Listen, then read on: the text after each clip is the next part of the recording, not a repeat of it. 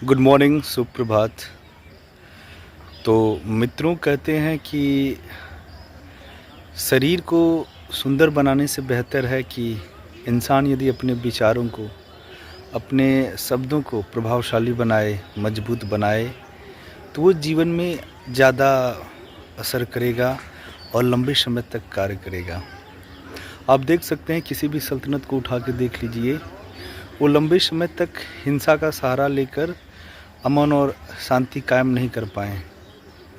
यदि वो किसी राज्य को जीते होंगे तो उसके बाद किसी दूसरे राज्य का व्यक्ति उनके ऊपर हमला किया होगा, या फिर उन्हीं के आम जनमानस के लोग विद्रोह किए होंगे, मार दिए होंगे। यहाँ तक कि इतिहास में देखने को मिलता है कि पुत्र अपने पिता की हत्या कर दिया गद्दी पाने के लिए। तो जानते हैं ऐसा क्यों हुआ?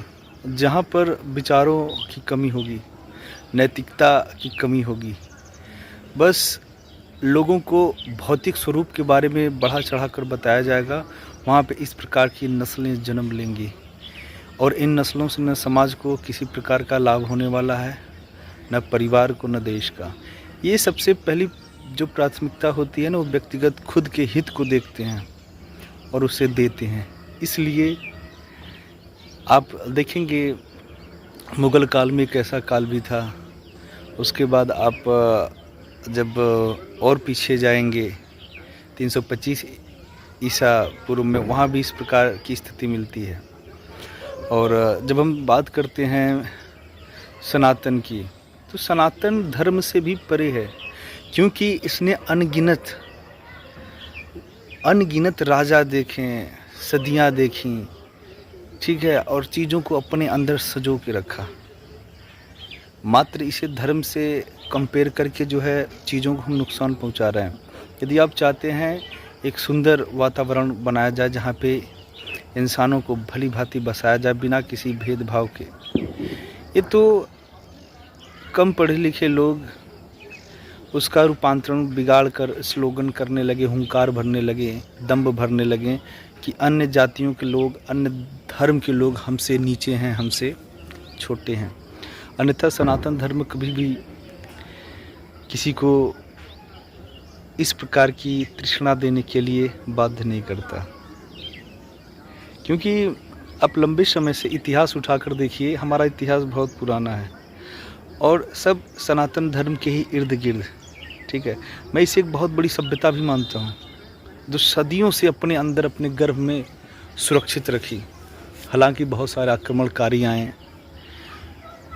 जिन्होंने छिन्न भिन्न किया, फिर भी हम अपनी स्थिति को नहीं भूलें। आप अशोक पढ़ते हैं, अशोक के बारे में पढ़िएगा। जब उसने कलिंग पर युद्ध किया तो कलिंग में इतने रक्तपात हुए, इतने सर कटे कि ये दृश्य देखकर उसका हृदय द्रवित हो गया और वो समझ गया कि लंबे समय तक किसी भी राज्य को मैं हिंसा या तलवार के सहारे उसे शांति प्रदान नहीं कर सकता।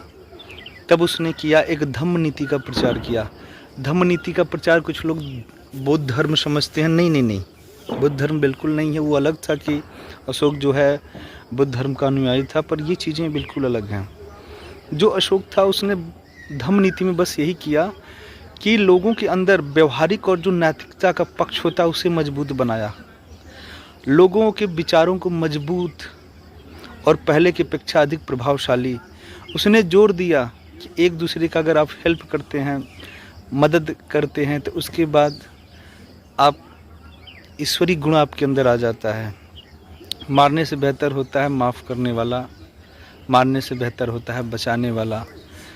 धम्म नीति में तमाम तरह के राज्य के उत्थान के लिए, उसके विकास के लिए, वहाँ के नागरिकों के लिए प्राथमिकता देने के लिए तमाम तरह के इसीलिए स्लोगन दिया गया।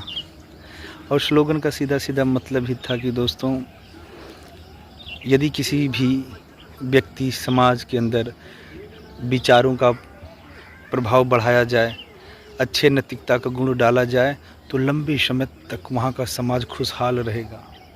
और मैं एक चीज़ और बताता हूँ, 1799 में मैसूर के जो राजा थे, जो संरक्षण करता थे, जब टीपू 1799 मरे, अंग्रेज़ों ने उन्हें पराजित कर मार डाला, जब मैसूर के अंदर अंग्रेज़ों ने देखा कि अरे! इसका राज्य जो है इतना खुशहाल, यहाँ के किसान, यहाँ के उद्यमी जो ब्रिटिश शासित राज्य हैं उससे तो बहुत आगे है ये। आखिर क्या कारण है?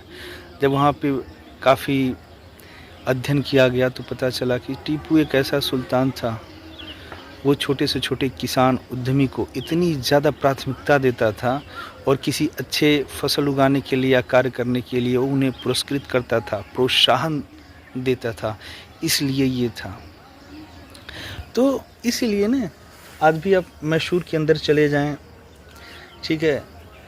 तो वो अलग चीज़ है कि उस ज़माने के लोग मर गए, उस ज़माने के जो शासक थे मर गए, फिर भी लोग उनकी उपलब्धियों का, उनकी गुणगान करते हैं। तो ये चीज़ें हैं, तो चल रही हैं। और आपने ये भी देखा होगा कि मुग़ल काल में मुझे लग रहा है कि जब औरंगज़ेब का शासन था, जो चरमोत्कर्ष पर था, ठीक है? चरमोत्कर्ष पे था और जो है उसी समय से उसका क्षय और पतन भी होने लगा। क्यों होने लगा? क्योंकि वो हमेशा जो है हिंसा में बिलीव करता था, तलवार के बल पर जो है समाज को पिरोने की बात करता था, जो कि नामुमकिन था। लंबे समय तक ये आप नहीं कर सकते हैं। वो अलग चीज़ है कि एक पीढ़ी आपसे डरेंगी, फिर आने वाली पीढ़ियाँ जो होंगी ना उनसे मजबूत, और कहते हैं ना जो एक उम्र होती है ना, जिस ऊर्जा से आप गुजर रहे हैं उसे महसूस कर रहे हैं दूसरा भी करेगा, उसके बाद आपके खिलाफ बगावत पैदा कर देगा। तो आज के लिए इतना ही। नमस्कार, धन्यवाद।